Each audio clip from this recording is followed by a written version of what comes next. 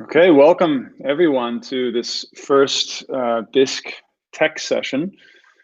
This is going to be, like we've talked about, an overview of Bisq, a technical overview of Bisq. So if you're joining this call, hopefully it's because you're somebody who already contributes to Bisq or is thinking about it or is just curious about what it might be like to get involved with a real Bitcoin-based system that's live in the world, right? Or maybe you're interested in a decentralized exchange, right? Bitcoin, Tor, all of these different things. If you're in any way technical or somebody inclined to contribute to such a project, you're in the right place. My name's Chris Beams. I'm a co-founder of Bisq, and I'm joined here with the creator of Bisq and fellow co-founder Manfred Kehrer. We're going to walk through a series of slides here, and we can just get right into it. So I'm going to share my screen. Okay, so I'm going to assume that people have some familiarity with Bisq, so I'm not going to go into too high level of an overview, but it's always worth saying a few things about what Bisq is and why it exists and so on to set the context for why would you bother contributing to such a project, right? So we'll talk about a brief intro, then we'll get into, again, a high level technical overview. Subsequent tech sessions like this will be deep dives into each different aspect of Bisq. We'll talk about what does Bisq need most right now, contribution wise. And then very important topic, hopefully for everybody, is how are you compensated for this work? And that's already something new, right? Usually when you're contributing to an open source project, there is no such thing as compensation. That's something very different about Bisq. That's what we're trying to do with the Bisq DAO, is actually create a system that makes it possible to monetize an open source project natively, right? So we'll get all into that, how we do that with the Bisq DAO, with the colored coin on top of Bitcoin that we call BSQ, and so on. And then, yeah, if you're interested and you want to take the next steps, we'll talk about that, how to get involved, what the best ways to connect with us are, and find out, more details about what to do. And we'll take Q&A at the end. So definitely, write down what you want to talk about, and we can queue it up toward the end. You can also put stuff in the chat box here in YouTube, and there are, I think, at least a couple of contributors, existing contributors, standing by to answer what questions they can. All right, so again, what is Bisq? At a very high level, Bisq is a few things, right? It's a desktop application, it's a cross-platform desktop application that implements Bisq's trading protocol. And that's all done on top of Bisq's peer-to-peer network. So you can kind of think of those three essential elemental aspects making up what Bisq is.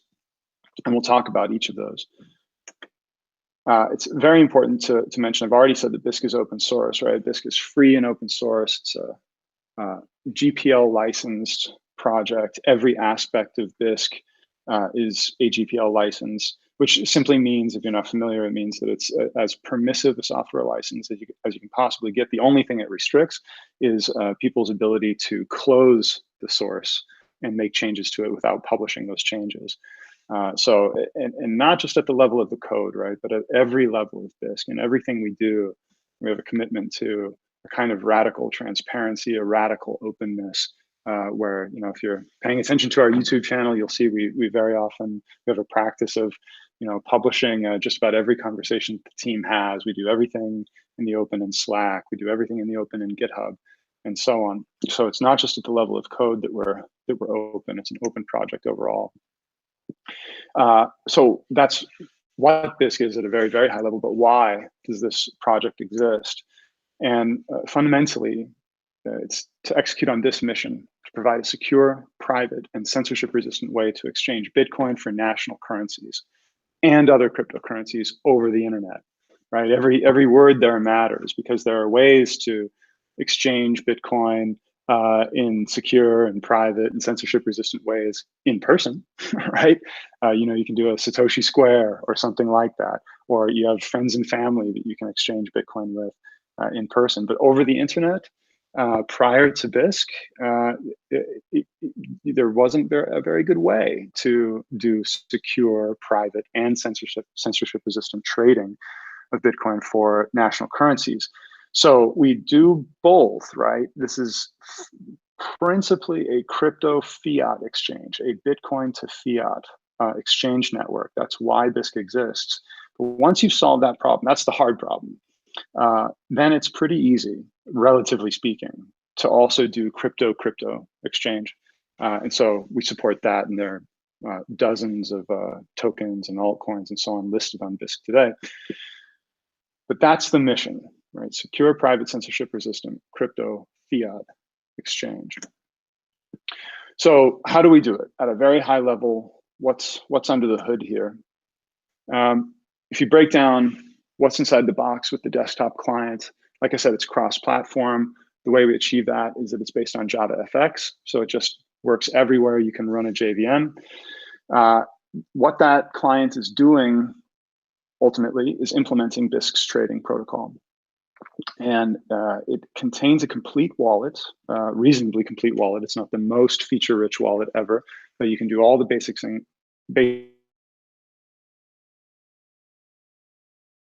that you would need with a Bitcoin. Every one of those clients running on a network is a Tor hidden service. Bisq's peer-to-peer network, which we'll talk a little bit more about in a moment, rides on top of Tor like a transport layer. And every Bisq node or every Bisq client is itself a Tor hidden service or Tor onion service. So what you have is this self-contained node that people are running that has just everything that you need as a user. The wallet, like I mentioned, everything regarding management of your payment accounts. And again, if you're not familiar, what we mean by payment account is when you trade Bitcoin for fiat using Bisq, the Bitcoin side is going to be handled by Bisq, right? It's going to, Bisq uses Bitcoin as a kind of application protocol. So we're going to do multi-sig escrow on the Bitcoin blockchain with the Bitcoin amount being traded, but the fiat being traded, the dollars, the euros, whatever it is that you're trading, is going to have to be routed through some existing, essentially legacy payment system, right? Some fiat payment system, whether that's a bank transfer or a sort of more modern payment method or service like Cash App or Venmo or you name it. This Bisq client is also the place where you set up that information. Client doesn't actually communicate or integrate with any of those services. So Bisq does not have API calls into Venmo or something like that, right? Not at all. That's all human managed interactions. So when you go to settle a trade to pay the seller of Bitcoin, if you're the buyer of Bitcoin, and you go to pay that seller dollars, let's say, you're going to go to your own Cash App and send that seller money. But how you know who to send that money to is because you've both set up your account information in Bisq and you share just enough information with each other through Bisq's trading protocol at exactly the right time in the trade. So when we say payment account management, we mean Bisq is the place where you store essentially all the metadata about your payment accounts, but that metadata never leaves your client and is never seen by anybody other than just your trading counterparties. But that's in the box as well, right? Obviously, everything you need to do to trade, right? To see an offer book, to take an offer, to make an offer, your offer, your trading history, of course, all of that stuff is included. When something goes wrong, if something doesn't go to protocol with a trade, say you don't receive payment or there's a technical problem or what have you, then there's arbitration. And so Bisq is also a complete arbitration client where you and your counterparty, if necessary, can escalate your trade. You can dispute your trade and escalate it to your trade's arbitrator. And you would find in that screen, a complete chat client and, ticket management system where, you're going to have a three-way conversation. Essentially, the arbitrator is going to talk to both sides, figure out what the resolution to the trade dispute ought to be, and then co-sign this multi-sig escrow to pay out the Bitcoin to the correct counterparty, or to the correct party of the trade. Lots to say about that. Again, we can have detailed tech sessions on how arbitration works and all of this. But just for an overview, it's just important to know how much is inside this client. It's really a feature-rich place. Of course, price feeds, right? You know, when you're wanting to place an offer or take an offer, you need to know how much is this thing worth, right? So price feeds are coming into the client, and there's just much more that I haven't listed here. But it's a pretty exciting place to hang out, right? If you're somebody who enjoys working in Java, you enjoy working on, you know, desktop clients. That's not such a common modality these days, but it's part and parcel to a properly distributed, properly decentralized application network, right? We're out of the client server model when we try to do things in a really and truly decentralized fashion. You know, some things can be done in the browser, but you know, we take an approach that says, like, let's actually use real deal desktop applications. And if you like building that sort of thing, or you think you might like building that sort of thing, I think Bisq is just a very exciting project to spend time around. So that's the primary kind of node on Bisq's P2P network, are Bisq Exchange nodes or Bisq Exchange clients. But there are other node types, essentially supporting node types on the network, including what we call seed nodes, price nodes, statistics nodes, monitoring nodes, and so on. Manfred, do you want to say a little bit about what seed nodes are all about?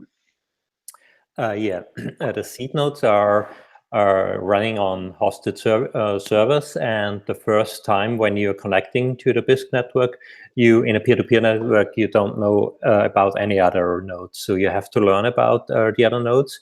That's usually done in peer-to-peer networks with this model of seed nodes. That's also used in Bitcoin. So you are connecting to well-known addresses, which are all which are running usually on servers, so they have very high availability. You are connecting to those, and those seed nodes are providing you the addresses of the other nodes in the peer-to-peer network. So you get known about the other peers in the network and can start connect to the rest of the network. In our case, because everything runs over Tor, and Tor is a little bit slow for performance and usability reasons, we are adding extra features to the seed nodes. So the seed node also delivers the initial data. So the first time when you connect, you want to quickly see which offers are in the offer book and other data, like which arbitrators are available. All those data are delivered by the seed node at startup. As soon as you are fully connected to the peer-to-peer network, the first step is that you connect to Tor network. From this moment on, you can connect to other nodes, but you are not reachable because your hidden service is not published yet. That takes usually 30 to 40 seconds until your hidden service is published. And in this time in between, we don't want that the user has to wait nearly a minute until he first sees the offers. So basically, as soon as you are connected to the Tor network, which takes 5 to 10 seconds, you request from the seed node all the data, and then you can already browse in the application. You can see the offers and can do a little bit. You cannot place an offer because you are not fully connected. You have to wait until the Tor hidden service is published, and from that moment on, you are fully connected, and you start to connect to other nodes. Yeah, that's the basic. I mean, the other nodes, the price nodes, they are basically proxies for delivering the market prices. We have a few providers like Bitcoin Average for the fiat prices, Polynex and CoinMarketCap for altcoin prices. And Bitcoin Average, for instance, requires a paid API. They have a paid plan for the API access. So we cannot add this burden to the users that every user has to set up a plan with Bitcoin Average to connect directly. But the other main problem was that most of the other providers like Polynex, they use Cloudflare, and Cloudflare doesn't work with Tor. They require interactive capture. So earlier we had then PlaneNet connection to those providers, but for privacy reasons we wanted to get rid of this. So we introduced our own specialized nodes, which are which have this API key, so that's paid by the developers who are operating the price nodes, and which are HTTP servers which are running over Tor as Tor hidden services. So the Bisq nodes are connecting to those hidden services, and those servers are requesting the prices from the providers like Bitcoin Average or Poloniex over ClearNet, because we don't need to protect the privacy on this side, but the Bisq clients are connecting over Tor to those nodes. Yeah, so you can think of Bisq's peer-to-peer network as being something of a hybrid, right? When we talk about the types of different networks, you have centralized networks, you have decentralized networks, and you have fully distributed networks. Well, when it comes to the Bisq client, the actual desktop client node, that's forming a properly distributed peer-to-peer network where there's no highly connected nodes at all, where more things are routing through or connecting to. That's just a flood fill network, just like Bitcoin. We'll talk a little bit more about that in a moment.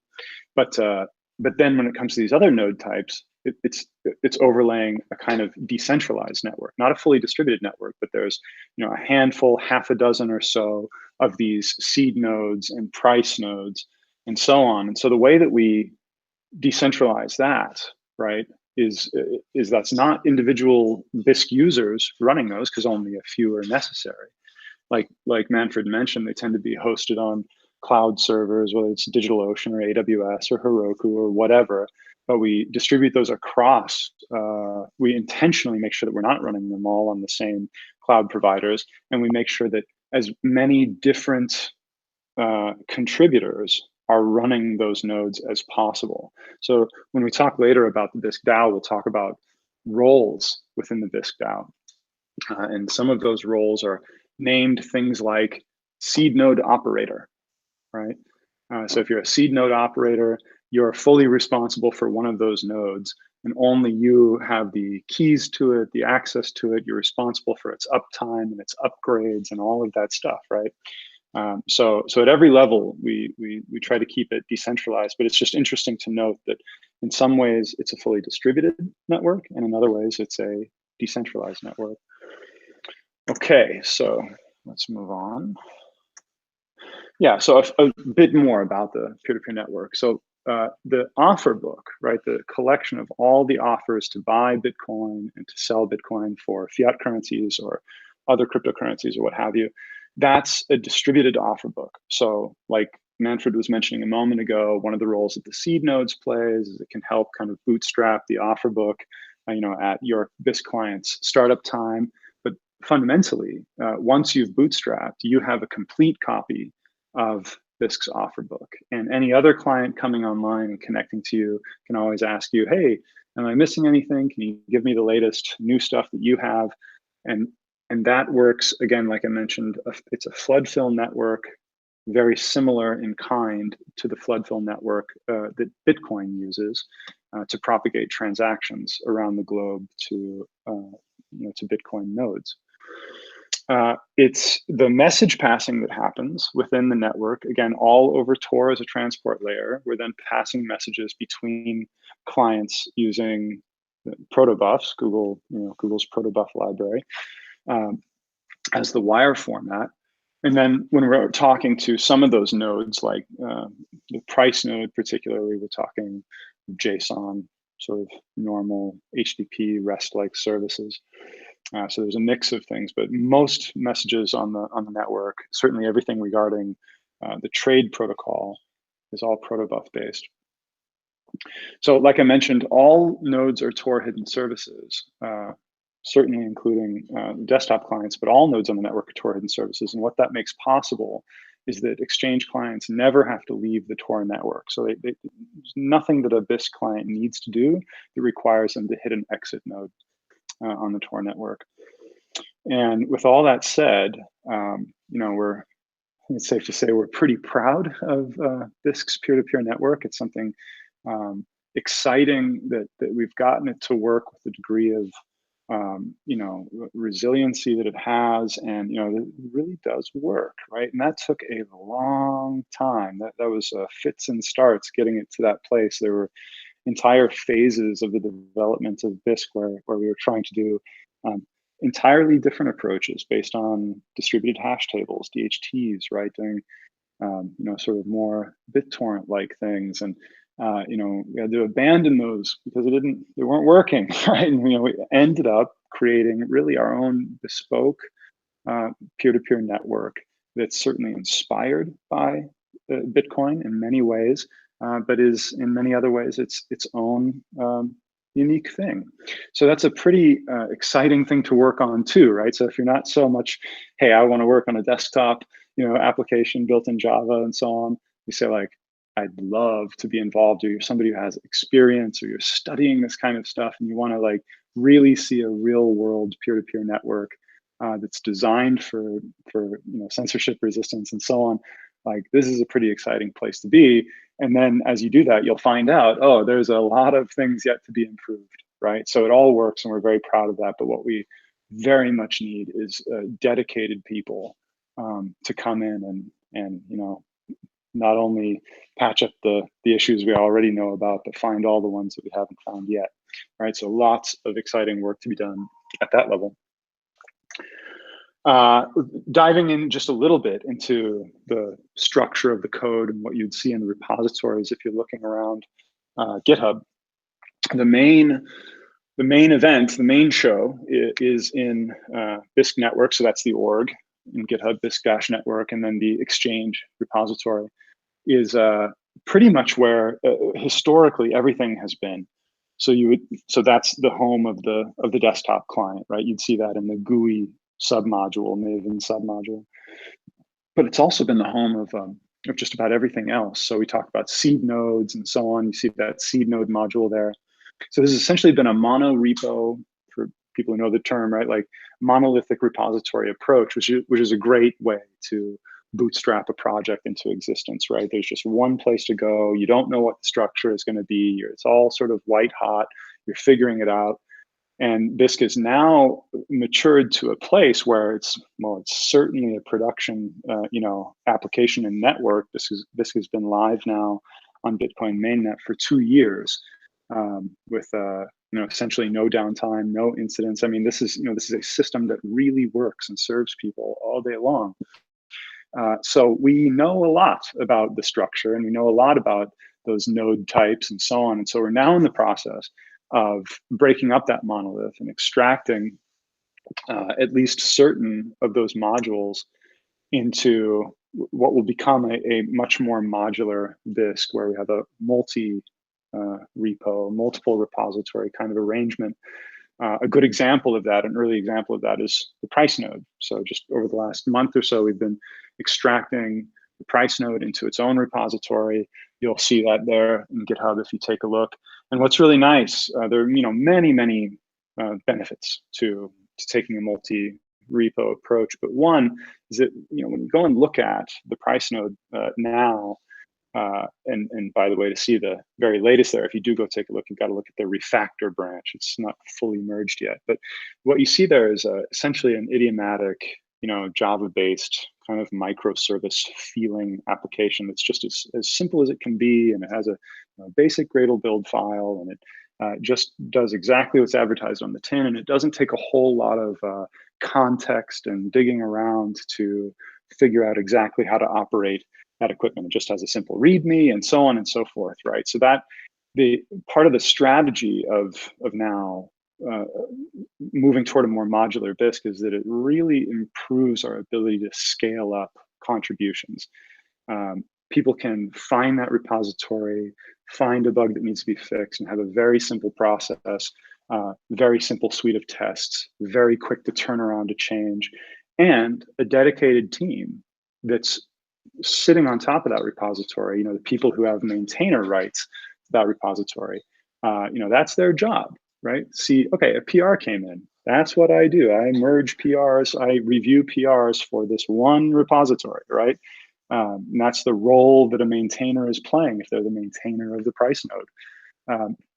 So that's a great way to scale out contributions and maintenance and so on. So pretty excited about that direction that we're taking. And like I said, we're just getting started with that. So seed node is next, and statistics and monitoring, and and potentially other modules until we arrive at a kind of overall architecture for the structure of the code base that that just reaches a kind of optimum for scaling out contributions. Okay, so few challenges, right? If you're watching this and you're coming from like most people these days, right? Myself included, prior to working on Bisq, you're coming from probably a client server kind of model, something in the web. You're building web applications or web services, and you're just building for the dominant application programming model over the last 10, 20 years. It's a pretty different world walking into something that's not client server, right? Something that's fundamentally peer-to-peer. So there's a lot of sort of thinking that needs to change, and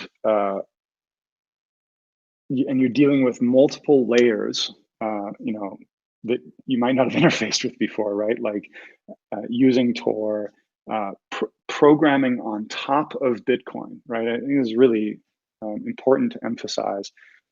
Where Bisq is essentially a Bitcoin native application, a Bitcoin native exchange network. So it's not just a decentralized exchange where you can trade Bitcoin. It's a decentralized exchange that runs on Bitcoin, right? So just like a web application is called a web application because it uses the HTTP protocol as an application protocol, a natively Bitcoin or Bitcoin native application or network is so called because it uses the Bitcoin protocol as an application protocol, right? That's a loose analogy, but I think maybe a useful one to anybody bridging over from that world.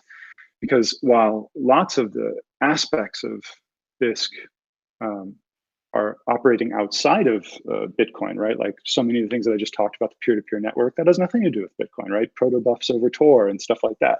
That's not Bitcoin. But when we're moving money around, right? When we're putting people's security deposits and trading amounts into a multi-sig escrow and paying that out, right? That's all happening on top of Bitcoin. That's using Bitcoin like an application programming layer. This is programmable money. This is the internet of money, right? So that's quite a mind shift, and not a lot of people have those skills, right? I would say very, very, very few people in the world have those skills, and that's indeed why we're doing these sessions. Is it's just not going to work for us to just hope that the world's 7 really, really, really good Bitcoin developers who know Java and like Java and know Bitcoin J and all of that stuff are just going to sort of flock to Bisq and drop everything they're doing. It's probably not going to happen, right? So the strategy that we want to take here for growing the team is to put out the signal, like we're doing now, and we'll have other efforts too, to people who are really experienced with some of the major tools that we use, right? Java, the structure of large scale, applications, and clean code, and being a real pro with Git, like these things that a huge number of people have built up excellent skills in over the last 10, 20 years, right? That's a strong base to start from. So we want to attract those people to Bisq. And we just know from our own experience, it's possible to learn the rest along the way, right? You can learn how to program against Bitcoin along the way. You can learn what you need to know about Tor along the way. What's much, much, much harder to teach is sound coding principles, architectural principles, and so on. We're not in a place right now where we can take junior developers or whatever all the way. One day, right? Maybe this whole endeavor will be large enough that that all of that works. But right now what we want is like skilled, engineers to show up to Bisq and have this be possibly one of the first engagements with really working with Bitcoin. But that stuff, we're happy to share the knowledge. We can share the knowledge, right? That's doable. But we need people who can hit the ground running and be just as autonomous as possible, and yet work together to build the right stuff for Bisq. Okay, so yeah, I'll leave some of the other stuff. And there are many challenges to this. One that's really worth calling out is testing. And if you dig into Bisq right now, and you're somebody coming from the kind of modern world of enterprise application development, Java development, and so on, you may be horrified to see, where are the tests, right? There are tests, but there aren't very many. And if you sort of check the coverage numbers, you see very low test coverage basically across Bisq. And this has been an intentional, pragmatic decision over the years that we've been building Bisq, because it's just relatively speaking, so difficult to build a thing like this, that the overhead of trying to test it all along the way just didn't work out. And many people who are very experienced with test-driven development and so on have usually learned the hard way, right? You sort of gain a certain kind of wisdom that TDD can be a great thing, but too much too early can be a terrible thing. So we erred on the side of having not many tests, doing a lot of manual testing, a lot of diligence, right? Bisq has to work, and it does. So it doesn't mean there's no bugs, but we've ensured that it works well and well enough through basically a lot of hard work. And we didn't have a whole lot of tests to help us out along the way. We want to change that, right? We certainly want to change that. And it's now a time in Bisq's evolution where we can begin to change that. And we need people who are very good about thinking about that, and who are up for some serious challenges, right? The typical, kind of cookie cutter approaches to automated testing and so on fail in a number of ways with Bisq. So it takes, some creativity, right? And some real dedication to that. So if that's kind of your bag, then we can talk. Okay, so what do we need now? What are we looking for contribution-wise? Many things, right? This is just a short list. I put this one first: support staff, documentation, right? That might not be obvious. This is kind of like a call to coders, is how it feels so far. And that's true to a big extent. Like I said, we're not in a place, we're not this, big, well-funded company or anything. We're not a company at all, right? We're just like a handful of people building an open source system and network. And what we need are, just other like super competent people to show up for the most part. If they're going to do any coding, like, they have to be pretty darn good to hit the ground running and be productive. But we also need, increasingly, we need things like support staff. And that's essentially something new for us. We've always kind of said Bisq has no support, right? And then of course we try to answer people's questions on the forum, and we actually have done a lot of support, but we've sort of kicked that can down the road. And again, now we're at a place, a phase in Bisq's evolution where it's just fitting, it's appropriate that we start doing serious support, right? And right now that's all kind of overloaded on the developers, myself, Manfred, and it just absolutely kills productivity. And I think there's a huge opportunity here. So if you're somebody who is, say, you're right in the middle of studying blockchain technology, you're right in the middle of studying Bitcoin, you're in school right now, or you're a skilled developer, looking to make a change, but you're not so familiar with Bitcoin yet. You don't feel like you'd be ready to just hit the ground run coding or something like that really significant for Bisq. I think there's a huge opportunity to do support. And that sounds like shit work or something like that. It's really not. My experience doing all the support that I've done, I'm also an arbitrator for Bisq, which is in many ways a kind of advanced support position. I've been just amazed how much I learn almost every day still. I've done it for many, many months, this work, right? But still, just about every day, I learn something new about Bitcoin in that process. And it's been humbling to realize that even after all these years, I've been involved in Bitcoin since about 2012, still there's so much I don't know. And I learn every day from Bisq. So I think for anybody to get to a place, or let's put it this way, a very good way to level up and begin to be able to contribute deeply to Bisq is to do things that are not coding for a little while, to really understand the system, right? Hang out on the forum, answer questions, engage with it. I can tell you more. I'll move on from this in a moment, but we have specific things in mind for what it means to play the role of support staff, write documentation, right? These are all great ways to get to know a real live, real world Bitcoin based system. And then, along the way, it just is only natural. If you're a developer or you have tendencies toward that, it's only natural that you're going to start, contributing code to greater and greater levels of significance for the project. Bitcoin J, right? Developers. So if you know what I'm talking about there, right? It's Bitcoin J is the the kind of go-to implementation of the Bitcoin protocol on top of the JVM, right? Written in Java. We rely heavily on Bitcoin J, and we're very much on the lookout for people who have experience with Bitcoin J, or who can level up and get that experience quickly, who sort of know themselves as being able to work in a complex open source project and like really figure it out and so on. Ideally, we want to work with people who have already been involved with Bitcoin J based projects in some way. And one of the biggest reasons for that is because Bisq's SegWit support hangs on Bitcoin J. It's not fully implemented in Bitcoin J, and we need it to get that way. So this is an extraordinary opportunity for somebody who wants to make a massive contribution to the space, is to help implement SegWit in Bitcoin J, and to do it in the context of Bisq, right?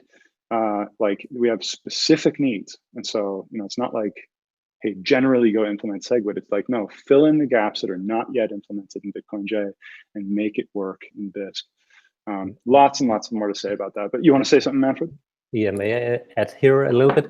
Because we have also some are thinking about to replace the Bitcoin J implementation by either Neutrino or by Bitcoin Core in SPV mode. There are some projects going on to make Bitcoin Core either running as a kind of like a light client where you don't need to download all the blockchain or don't need to store it.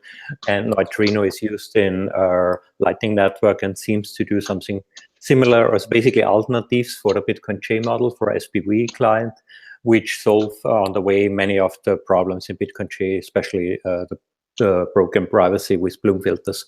So even if you're not Bitcoin J developer, but if you experience with Bitcoin in general, or especially with Neutrino or with this SPV mode of Bitcoin Core, that would be very interesting to at least do a research if it's feasible to already move over to such an alternative model, because that might be a midterm plan what we would like to move, but depends. It needs first more research to learn more about this.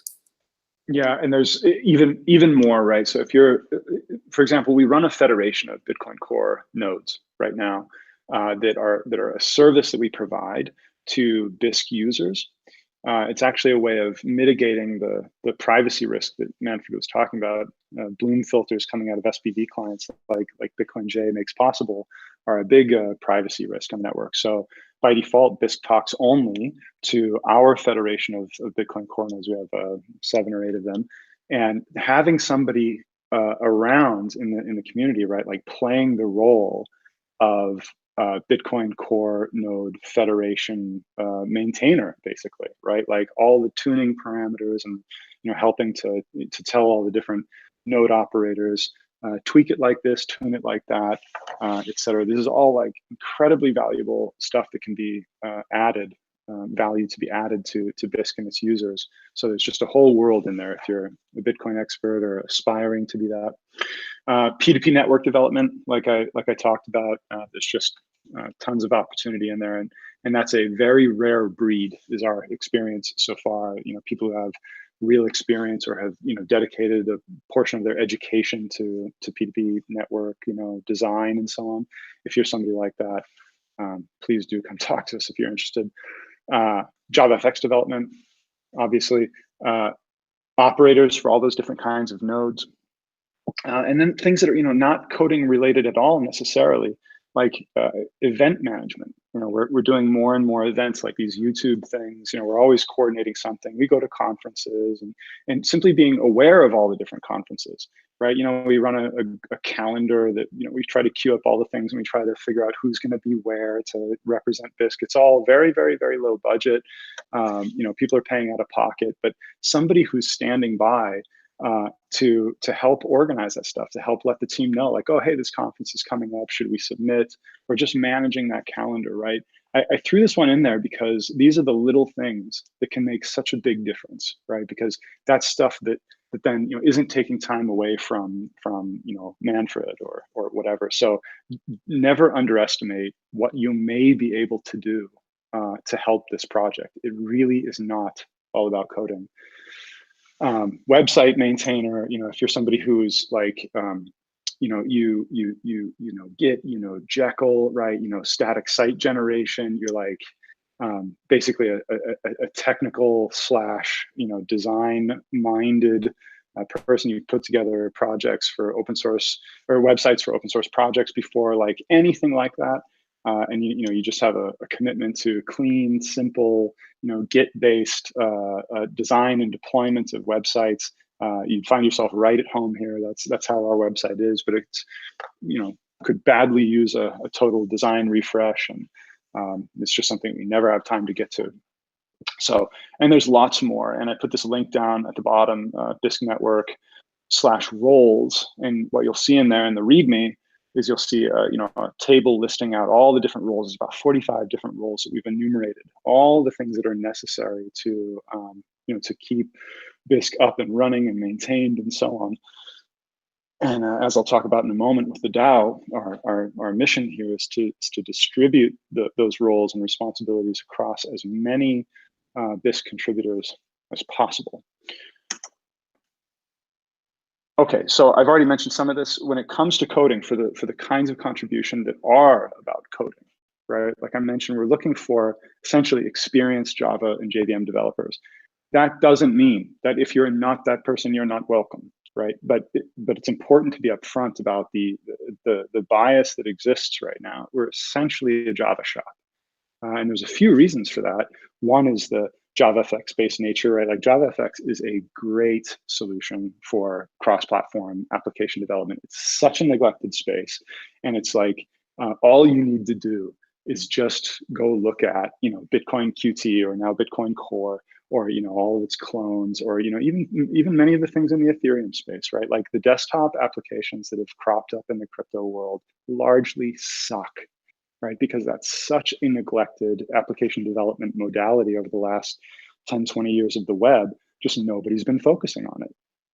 But JavaFX has, right? The Java team has put together a very, very nice environment for building, real sophisticated desktop applications. And, I'm obviously biased, but I think Bisq blows away something like Bitcoin Core for, a sort of experience and polish and, just modernity, just looking like an application that somebody would want to actually use, right?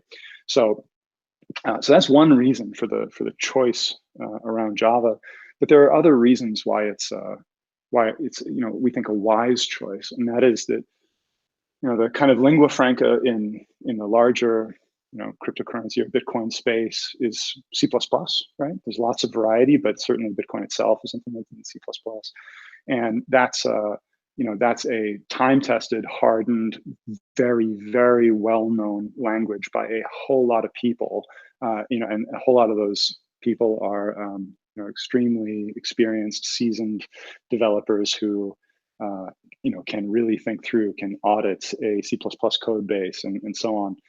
Same thing is true of Java, right? You've got 20 plus years of Java. now, and it's certainly one of the top few best understood languages in the world. So there's a there's a commitment within Bisq at large for this kind of stock standard Java, right? Like as modern as you can get, right? We're on top of Java 8 right now. We're eager to move to Java 9 and all of that stuff. And we will do that. We ship our own JRE with Bisq, right? We can be as modern as we want, right? So if you're somebody who is already inclined to doing Java work, this is a great place.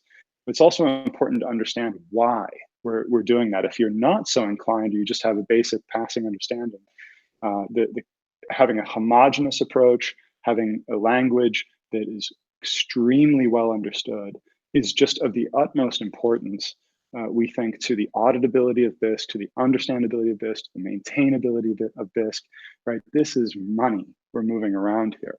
So it's, great to have a proliferation of languages. It's great to, like I love Kotlin, all of these other things, but there's a very good reason to be very conservative here and to keep it with Java. So that's a little bit about the reason why, and that's why there's just a bias toward people who have that experience coming in. Now, if it's something on the edges, right? Like if you look at our markets website, like markets.bisq.network, that's not written in Java. That's okay, right? These things that are kind of ancillary to Bisq, there's a little bit more relaxed approach there, but still, anything that's Java-based is sort of extra welcome because it allows for a small team to move fluidly across these things.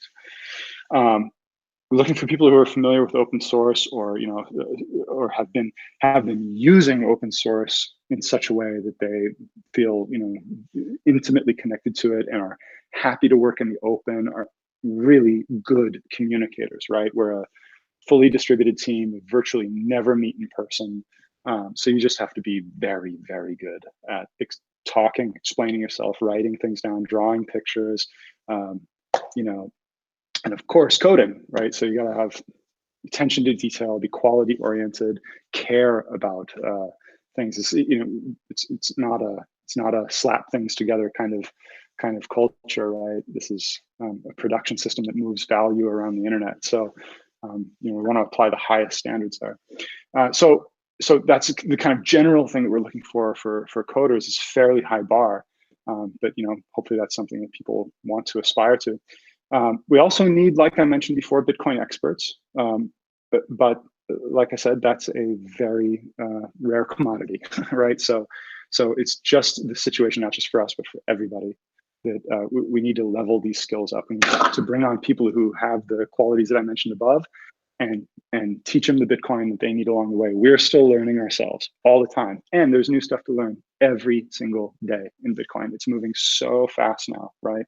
So what we mostly need is good developers who are fascinated, capable, interested in Bitcoin, who have the time and ability to level up and become Bitcoin experts. So it's just a great place to do that. And like I said before, starting with things like support, documentation, minor pull requests, bug fixes, typo fixes, all of that stuff, just like any open source project, is a great way to level up. The difference here, and this is the difference that makes all the difference, is you get paid for all of this stuff. You get compensated for every piece of value you add to Bisq, right? At least potentially. We'll talk more about that now, right? So what are we talking about with the Bisq DAO? Most people on this call will probably know DAO stands for Decentralized Autonomous Organization. It, of course, has nothing to do with the infamous the DAO, right? That failed so spectacularly a couple of years ago in the Ethereum ecosystem. Not that DAO, the general idea of a DAO, right? So there are very few of these out in the world, and Bisq is now one such project that's operating, organizing itself as a DAO. And at the heart of the Bisq DAO is a token that we call BSQ. And that's a colored coin on top of Bitcoin. And it's what we use for, among other things, compensation. So how does it work, right? Just at a very high level, it's pretty simple. Do valuable stuff, finish valuable work for the Bisq DAO, right? Submit a compensation request and get compensated. That's the model, right, at a very high level. But of course, it requires a bit more explanation. The token, again, is called BSQ, just kind of like the name Bisq, which is BSQ. And the design is that if you think about the users of Bisq are traders. And traders use Bisq to buy and sell Bitcoin, whatever else it is they do. But with BSQ in the mix, they pay for access to the Bisq network with BSQ. Today, they pay with Bitcoin and only Bitcoin. As we roll this out incrementally, traders begin to be able to use BSQ as an alternative to Bitcoin. And there's an advantage for them in doing that. They pay lower fees. So they have an incentive to use BSQ. That BSQ ultimately ends up compensating contributors. We'll see a little bit more about that, how that model works. The idea is to create a transfer of value from the users of Bisq to the people who are building Bisq. That's the missing piece in open source, is transferring value directly to the maintainers, creators, builders of open source. And that's what we are, that's the gap that we're filling here. So BSQ, like I said, is a colored coin on top of Bitcoin, this mythical beast called a colored coin. Most people on this call have probably heard the term, but very few have probably ever interacted with one or used ones because they're just very rare. There's not very many sort of production instances of the idea of a colored coin. But how it works is that we've had donations to the Bisq project over the years, especially in the early years. We amassed about 25 Bitcoin.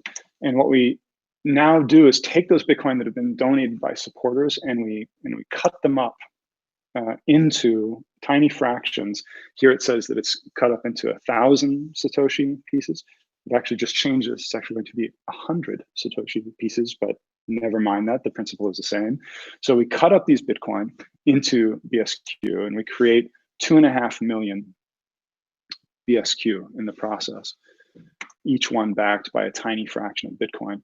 And then what we've already done is distributed that to all the people who ever added value to Bisq, all the people who ever contributed to Bisq.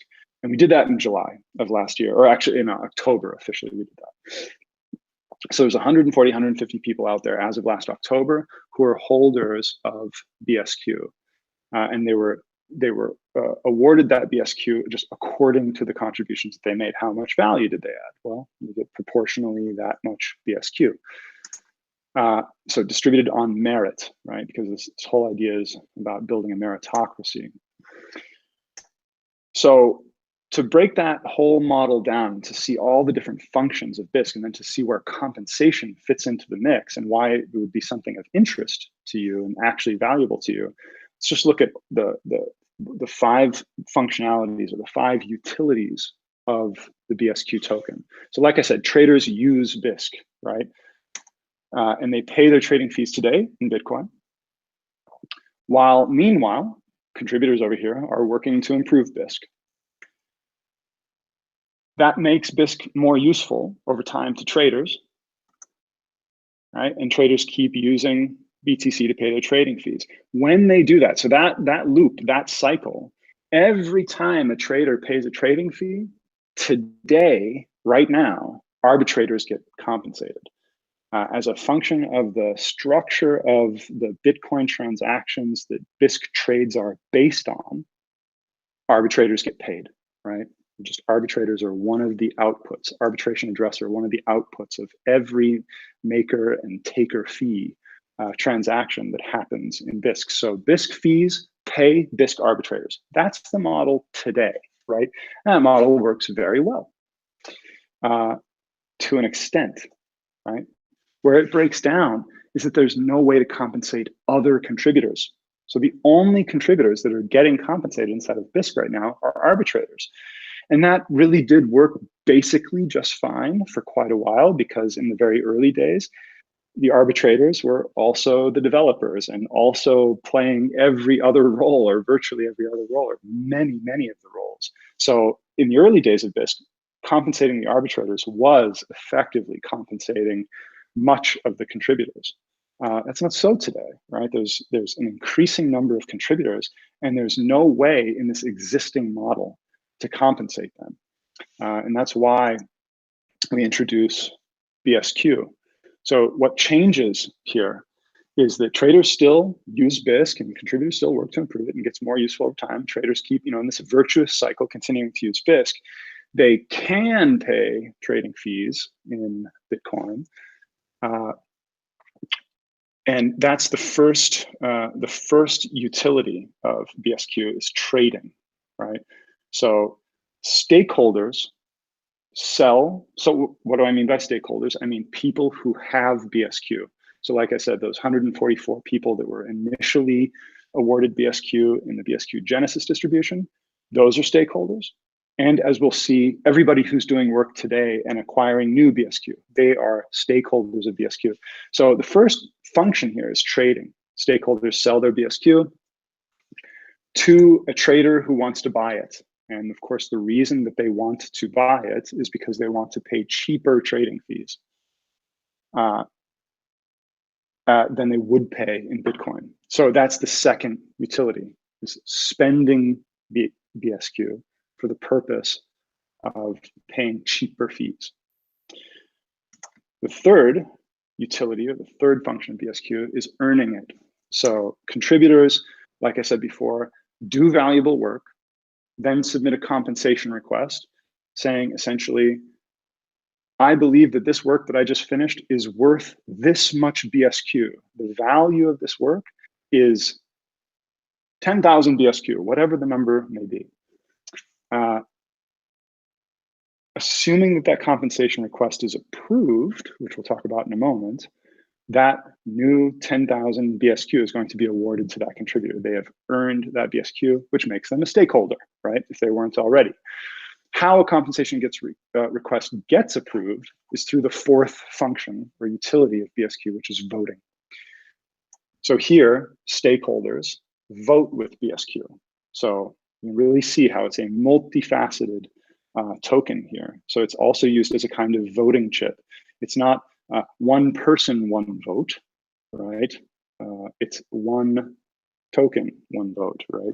So using it as a kind of voting chip here. So the more stake you have, the more voting power you have, and you can really see there the nature of the meritocracy. So the more value you've added to Bisq over time, the more BSQ you hold, the more voting weight you have. So that's the fourth. And then the fifth is what we call bonding. And that's where certain high trust roles, like arbitration, for example, but also things like operating a seed node, right? Or managing our DNS record. We do have a website, it's important that it's not compromised. Somebody has to have the keys to this stuff. Somebody has to have admin rights to GitHub. These are all things that, if they're mismanaged, can cause damage to Bisq, to its users, to the overall usefulness of the network. So we call these high trust roles, and we call them bonded roles because contributors can put up a BSQ bond to take on that role. And that bond, first of all, interest can be earned on it, because some of these roles have very little to do. If you're responsible for our DNS, say, there's nothing to do in a given week or month. Just renew the thing, renew the domain name, or just maintain basic DNS records. It's a very light touch, but it's still of great value that somebody is doing that and doing that well. So it's a kind of passive income model in that case, where you're earning interest on your bond. But if you turn into a bad actor and go rogue, right, that bond can be confiscated in part or in whole, again through voting. So that bond can be destroyed, right? So you have a strong economic disincentive for bad behavior, or an incentive to be a good actor and respond timely and all of that. So these are the five functions of BSQ. And notice that these fees, right, even the fees paid in BSQ, they don't go directly to compensate contributors. There's no way that can happen in a fully decentralized way, or even in a sensible, just way, because many contributions are subjective in their value. What's the value of fixing a typo on the Bisq website? Who knows, right? maybe very little, maybe very great, depending on the typo. So there's no way to programmatically sort of a priori know how much a contribution should be worth. This is a matter for human beings to decide, to come to some consensus about. And that's why one of the interesting aspects of BSQ is its issuance and its destruction model. So when you earn BSQ through this process of compensation request, you're actually creating new BSQ. And I won't go into any more detail about that, but it's very interesting under the hood how this happens. It's all, again, based on Bitcoin. These are all sort of on-chain transactions and so on. But at a high level, earning is issuance. So you create new BSQ when you earn it. And when traders spend BSQ, so of course that increases the total supply of Bitcoin. Every new compensation request approved is adding to the total supply of BSQ. So if you just take a glance at that, you go like, oh my God, this is a non-capped, token. It's just going to inflate like crazy. Isn't this what we're all trying to avoid here? It looks all very dangerous, right? But then you understand the other side of the equation, which is that as traders use BSQ, as they pay those fees in BSQ are actually destroyed, burned, as we say in the space, right? So we're burning those tokens, making them provably unspendable. The underlying Satoshis can never be used as BSQ again on the network. So this decreases the total supply. And this overall arrangement allows for, so far in our experiences, is a novel model. We haven't seen any other system doing exactly what we're doing here. It allows for a certain equilibrium to be achieved, right? It may be that we achieve a total equilibrium where there's the exact number of BSQ being created as being destroyed, or it's slightly inflationary, or it's slightly deflationary. It's very interesting when it's deflationary. If it's slightly deflationary over time, of course, everybody's BSQ is getting a little bit more valuable over time. So there's very, very interesting aspects of this model. I won't go into any more depth, but if that's all of interest to you, you'll want to follow up and do more homework and read some of our writing on this. I'll have links to that in a moment. So we're running a little bit over time, so I'll wrap up. I wanted to keep this to an hour, and we haven't even gotten to Q&A yet, so I'll just quickly move through these slides. Thanks everybody for sticking around with this. Basically, if you're interested in what you've seen so far, you want to get started, the easiest thing to do is just come talk to us in Slack, join the general channel, introduce yourself, say what you're interested in, what are your skills, what's your background, what are you sort of most intrigued by about Bisq, and then the right people will route you to the right people or right channels or whatever, right? Read the phase 0 paper. That's what I was just talking about. If you really want to understand the overall model for the Bisq DAO, for the BSQ token, et cetera, that's really the source material. You can read through that in a 45 minutes sitting or something like that, but it's kind of all in there. Look through open bounties, right? So all compensation is essentially task-based with some exceptions.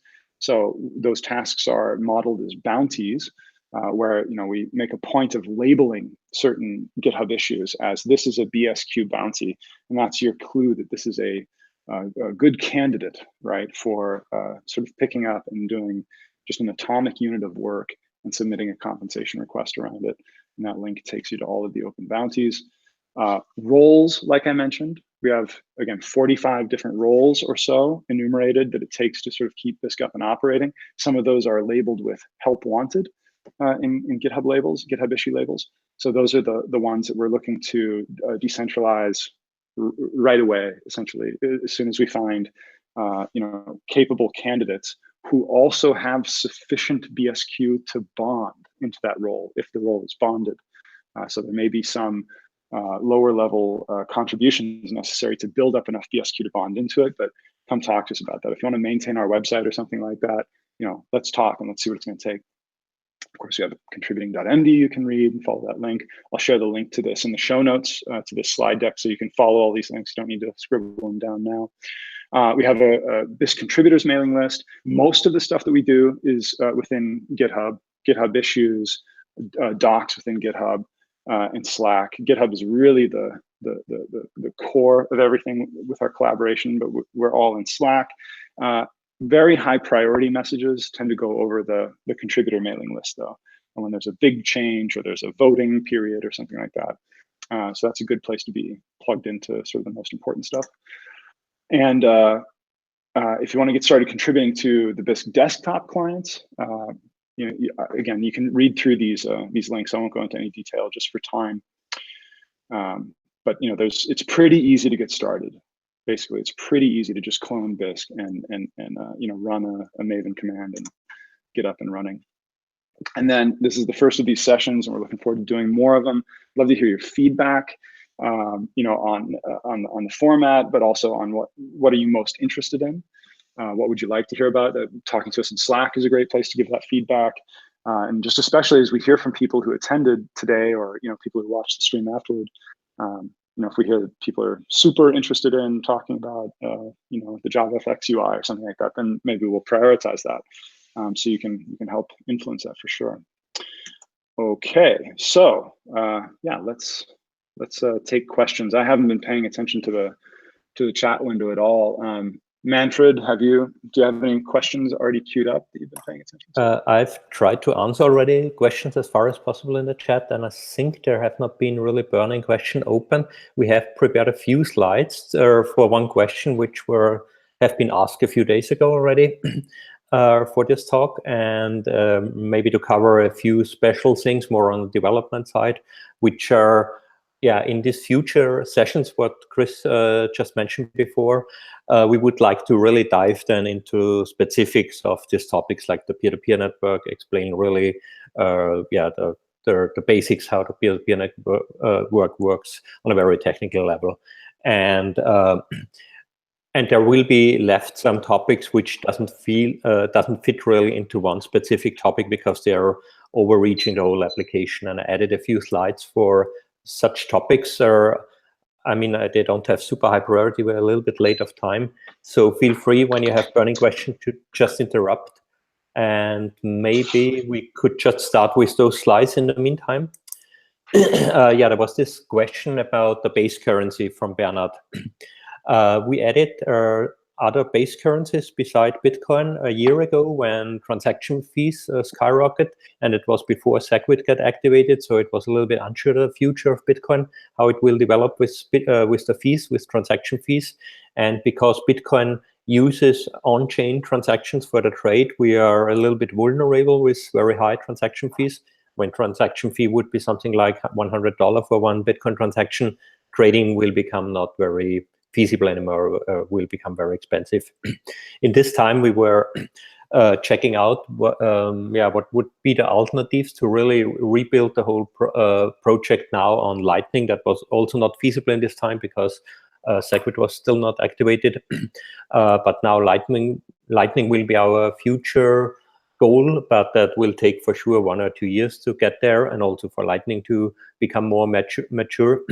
And in the meantime, the easiest approach was to try to move over to another base currency, which has low fees, like Litecoin. And there was a technical limitation for the features what we need, like the multisig, and the way how the trade protocol is based on the features from Bitcoin.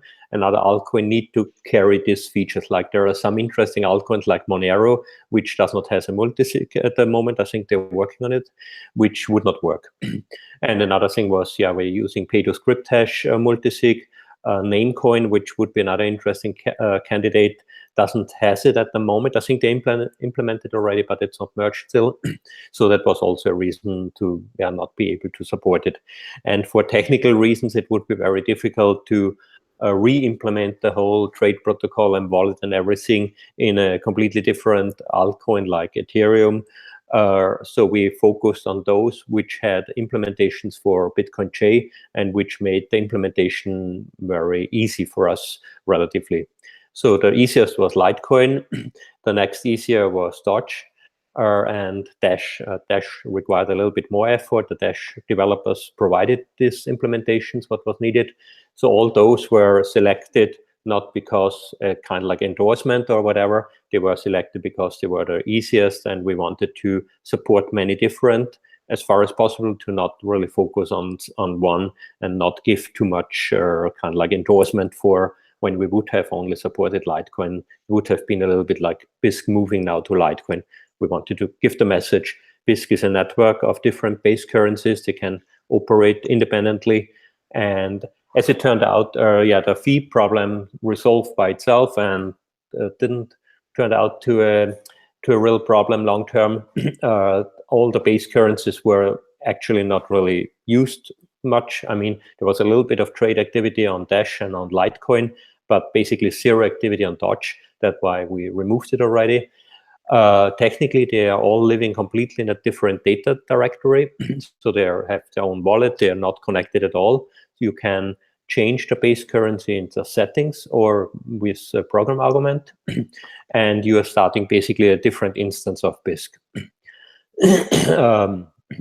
We have set up some requirements and policy to avoid political decisions. There have been some negative feedback, especially from the Monero community, why we added Dash. As many of you will know, Dash and Monero, they are a little bit, they don't like each other very much, and we wanted to make it clear it's not an endorsement. The same policy we applied to the altcoins. When we add an altcoin, it's a pure technical decision. We have a certain formal requirements. Any altcoin which fulfills this requirement get added. We don't make the decision if an altcoin is a scam coin or not, because there are some people who say everything else like Bitcoin is scam coin, and we don't want to get into these fights. And it's very difficult who should make the decision.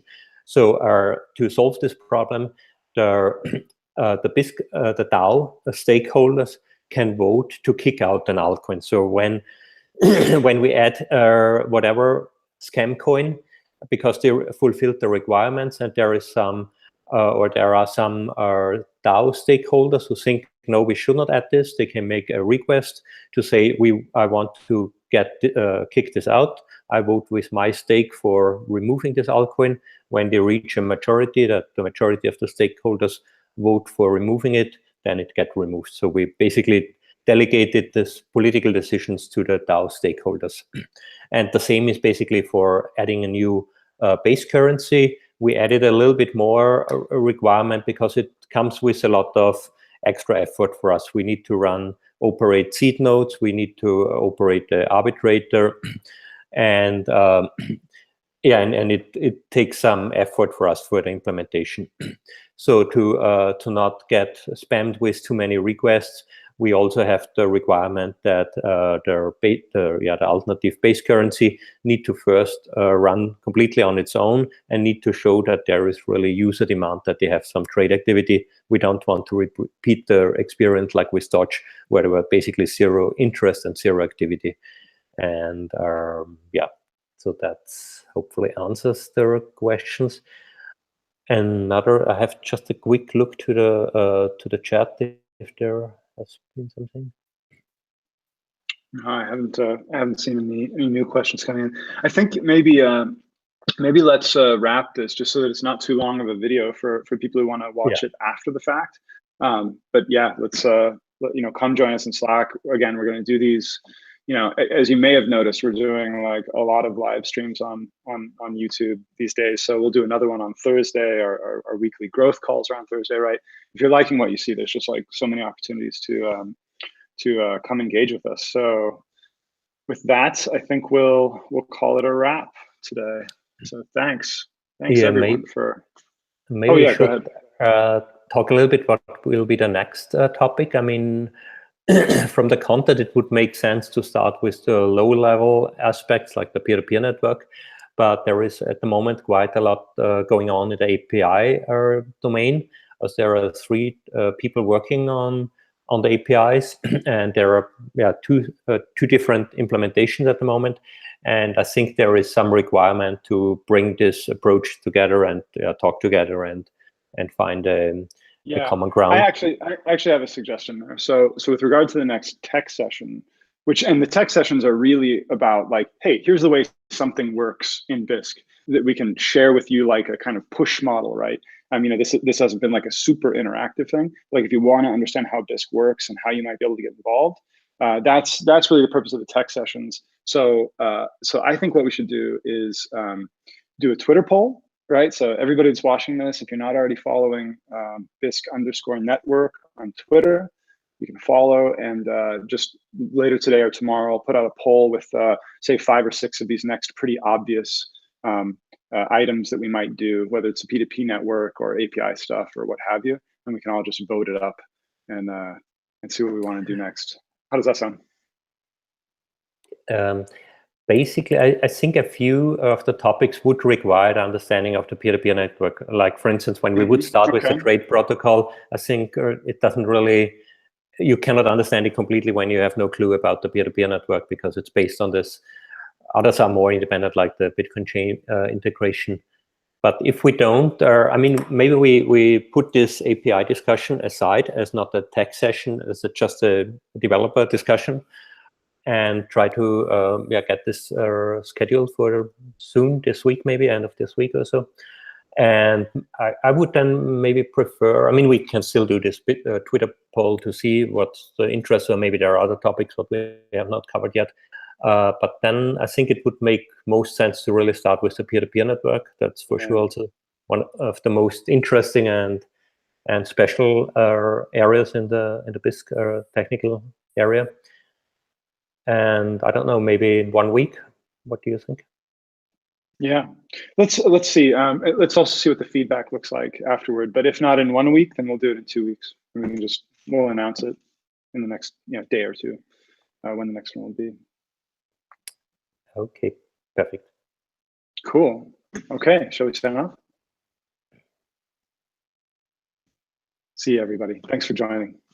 Thank you. Bye-bye, guys.